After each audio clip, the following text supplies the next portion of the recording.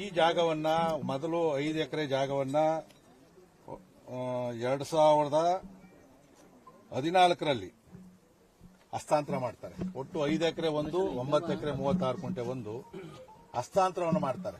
ಇದನ್ನ ಘನತ್ಯಾಜ್ಯ ವಿಲೇವಾರಿ ಘಟಕಕ್ಕೆ ಹಸ್ತಾಂತರ ಮಾಡಿ ಅದನ್ನು ಪೊಸಿಷನ್ ಕೊಡ್ತಾರೆ 2015ರಲ್ಲಿ. ಯಾವುದೇ ಜಾಗವನ್ನ ಮಂಜೂರು ಮಾಡಿದ್ದಾದ್ಮೇಲೆ ಪೊಸಿಷನ್ ಕೊಡಬೇಕಾದ್ರೆ ಕ್ಲಿಯರ್ ಜಾಗ ಇದ್ರೆ ಮಾತ್ರನೇ ಹಸ್ತಾಂತರ ಮಾಡೋದು, ಮತ್ತು ತಗೊಂಡವರು ಕೂಡ ನಮಗೆ ಕ್ಲಿಯರ್ ಟೈಟಲ್ ಇರ್ತಕ್ಕಂಥ ಜಾಗವನ್ನು ಕೊಡಬೇಕು ಅಂತ ಹೇಳಿ. ಅವರ ಪ್ರಕಾರ 2015ರಲ್ಲಿ ಏನು ಹಸ್ತಾಂತರವನ್ನು ಮಾಡಿದಾಗ ಇಲ್ಲಿ ಯಾವುದು ಒಂದು ಕೂಡ ಮನೆಗಳಿಲ್ಲ, ಕ್ಲಿಯರ್ ಅಂತ ಹೇಳ್ಬಿಟ್ಟು ಕಂದಾಯ ಇಲಾಖೆಯವರು ಕೂಡ ಹಸ್ತಾಂತರವನ್ನು ಮಾಡಿದ್ದಾರೆ. ಘನತ್ಯಾಜ್ಯ ಘಟಕದ ಅಧಿಕಾರಿಗಳು ಕೂಡ ಅದನ್ನ ತಗೊಂಡಿದ್ದಾರೆ. ಇಲ್ಲಿ ಇದಾದ್ಮೇಲೆ ಇದೆಲ್ಲ ನಮಗೆ ಮಾಹಿತಿ ಇರೋ ಪ್ರಕಾರ ಬಹುತೇಕ 100ಕ್ಕೆ 95% 2 ವರ್ಷಗಳಿಂದ ಇಲ್ಲಿ ಮನೆಗಳನ್ನ ಕಟ್ಸಿರ್ತಕ್ಕಂಥದ್ದು ಯಾರು? ಇಲ್ಲಿ ವಾಸಿಂ ಬಡಾವಣೆ, ಸರ್ಕಾರಿ ಜಾಗದಲ್ಲಿ ವಾಸಿಂ ಬಡಾವಣೆ ಬರ್ತು ಅಂತಂದ್ರೆ ವಾಸಿಂ ಅನ್ನೋನು ಕೊಡ್ಸಿರೋದು, ಅವನ ಹೆಸರು ಇಟ್ಕೊಂಡ್ಬಿಟ್ಟವನೆ. ಫಕೀರ್ ಲೇಔಟ್ ಒಂದು, ವಾಸಿಂ ಲೇಔಟ್ ಅಂತ ಹೇಳಿ.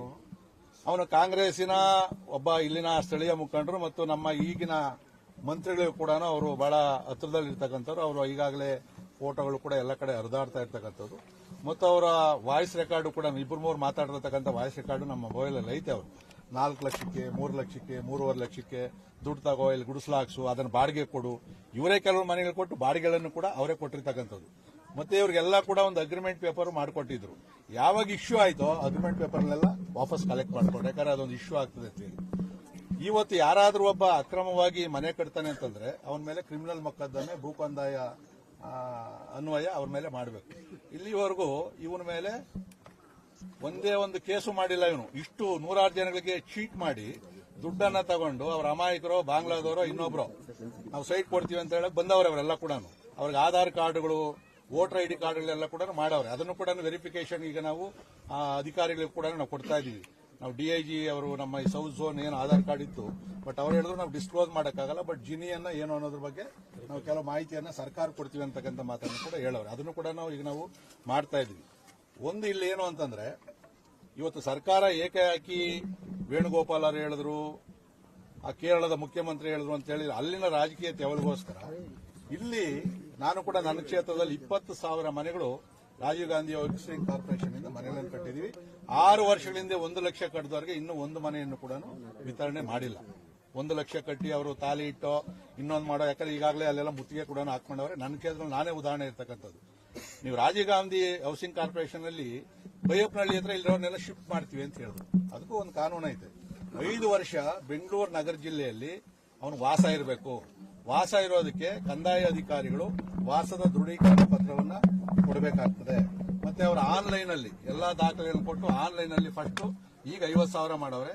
ಆನ್ಲೈನ್ ಅಲ್ಲಿ ಹಾಕಿದ್ದಾದ್ಮೇಲೆ ಅದು ಒಂದು 50% ಆನ್ಲೈನ್ ಅಲ್ಲಿ, ಅಂದ್ರೆ ನೇರವಾಗಿ ಬೆಂಗಳೂರಲ್ಲಿ ಯಾರು ಬೇಕಾದ್ರೂ ಹಾಕ್ಬೋದು. ಆಫ್ಲೈನ್ ಇಲ್ಲಿನ ಶಾಸಕರ ಡಿಸ್ಕ್ರಿಷನರಿ 50% ಇರ್ತದೆ. ಅವ್ರ ಸದ್ಯಕ್ಕೆ ಇನ್ನೂ ಒಂದು ಮನೇನು ಕೊಟ್ಟಿಲ್ಲ. ಅವ್ರದ್ದು ಆನ್ಲೈನ್ ಪೂರ್ತಿ ಬುಕ್ ಆಗೋಯ್ತು. ಅದರಲ್ಲಿ ಅಲ್ಪಸಂಖ್ಯಾತರಿಗೆ ಇರ್ತಕ್ಕಂಥದ್ದು 10%. ಅಲ್ಪಸಂಖ್ಯಾತ ಅಂದ್ರೆ ಮುಸ್ಲಿಂ, ಕ್ರಿಶ್ಚಿಯನ್, ಜೈನ್, ಸಿಖ್ ಎಲ್ಲರೂ ಬರ್ತಾರೆ.